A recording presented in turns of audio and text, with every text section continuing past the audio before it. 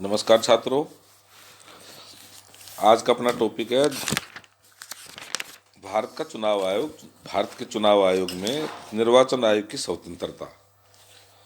चुनाव आयोग एक स्वतंत्र और निष्पक्ष होकर लोकतंत्र के महायज्ञ को संपन्न करा सकें, इसके लिए पर्याप्त व्यवस्थाएं की गई है। क्या क्या व्यवस्थाएं की गई है जो बता देता हूँ आपको।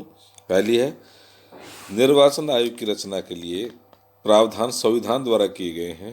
यह एक संवैधानिक निकाय है। निर्वाचन आयोग क्या है? संवैधानिक निकाय। मुख्य चुनाव आयुक्त व अन्य सदस्यों की नियुक्ति किसके द्वारा की जाती है? राष्ट्रपति के द्वारा।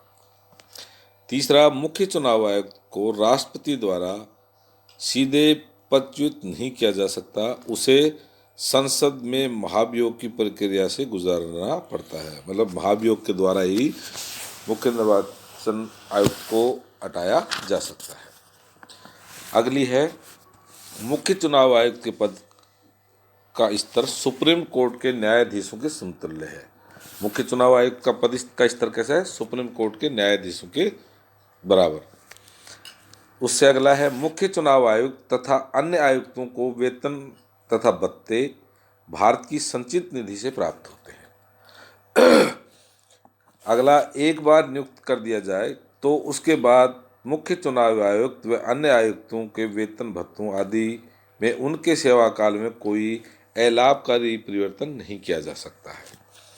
और अगला है, सुप्रीम कोर्ट ने माना है कि यदि किन्हीं परिस्थितियों में वर्तमान कानून से सहायता नहीं मिलती तो चुनाव आयोग को अवशिष्ट शक्तियों का प्रयोग की स्वतंत्रता है।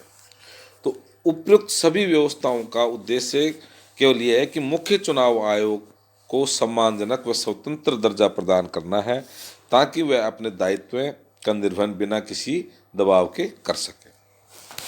अब निर्वाचन प्रक्रिया की विशिष्टताएं। निर्वाचन प्रक्रिया की विशिष्टताएं क्या है अपने यहाँ? संघात्मक देशों में पाई जाने वाली व्यवस्था के विपरीत भारत में निर्वाचन व्यवस्था का स्वरूप एकात्मक है।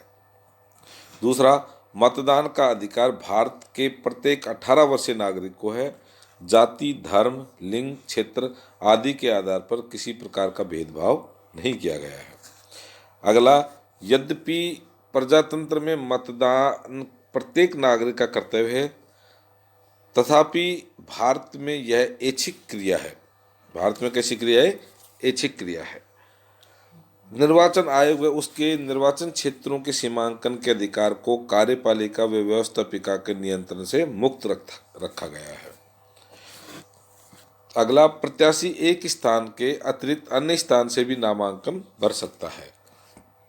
अगला है, प्रत्याशियों को चुनाव लड़ने के लिए निर्धारित राशि जमा करानी पड़ती है।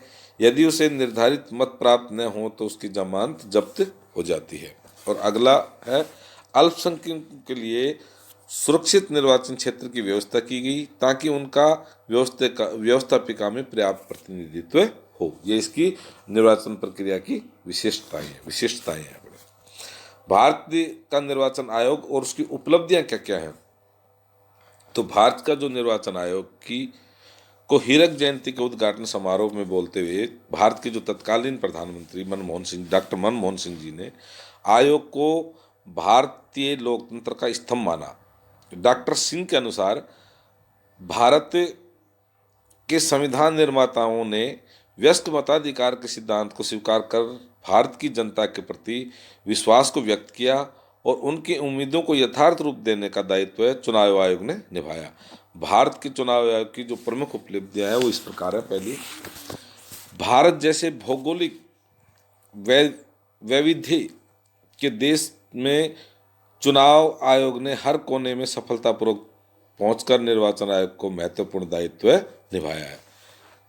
हिमालय पर्वत चोटी से लेकर राजस्थान के रेगिस्तानों तक तथा सागर में तैरते छोटे छोटे द्वीपों से लेकर ढाणी गांवों कबीलों तक पहुंच बनाई है।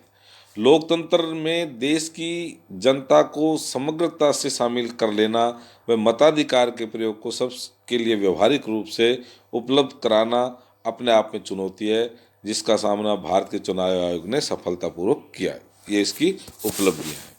अगली है, चुनाव आयोग ने देश की बदलती तस्वीर तथा विकसित होती तकनीक के अनुरूप स्वयं को लगातार अद्यतन करने का प्रयास किया है। देश में पहले आम चुनाव में जनता को मतदान का अनुभव नहीं था, तब चुनाव आयोग द्वारा मतदान की सरलतम पद्धति रखी गई थी। मतदान केंद्रों पर राजनीतिक दलों व उम्मीदवारों को चुनाव चिन्ह युक्त पेटियां रखी गई थी ताकि मतदाताओं को समझने में अधिक कठिनाई न हो और चुनाव चिन्ह देखकर वे अपने पसंद के उम्मीदवार को मत पेटी में अपना मत डाल सके। तब से लेकर अब तक यानी 16वीं लोकसभा 2014 के लिए हुए चुनावों में परिस्थितियों का आमूल परिवर्तन आ गया। मतदाता शिक्षित और जागरूक हुआ है तथा तकनीकी का विकास तेजी से हुआ है, जिसके अनुरूप चुनाव आयोग ने सतत परिवर्तन किया। आज न मतदान पेटियां हैं न मतपत्र हैं, उनका स्थान क्या ले चुकी, इलेक्ट्रॉनिक वोटिंग मशीनों ने ले लिया है। इलेक्ट्रॉनिक वोटिंग मशीनों के कारण भारत के चुनाव को हरित चुनाव माना जाता है, क्योंकि इसके कारण 11,000 टन कागज जो 2,80,000 पेड़ों से बनता था की बचत होती है। ऐसा S.Y. कुरैशी पूर्व मुख्य चुनाव आयुक्त का मानना है। अगला है, चुनाव आयोग ने समय समय पर चुनाव खर्च की सीमा तय की तथा चुनाव में खड़े होने वाले प्रत्याशियों से उनके व्यय का ब्यौरा मांगा। वर्तमान में लोकसभा के लिए होने वाले चुनावों के लिए व्यय की सीमा 70 लाख है। चुनाव प्रचार के दौरान विधानसभा के लिए होने वाले चुनाव के लिए 28 लाख रुपए।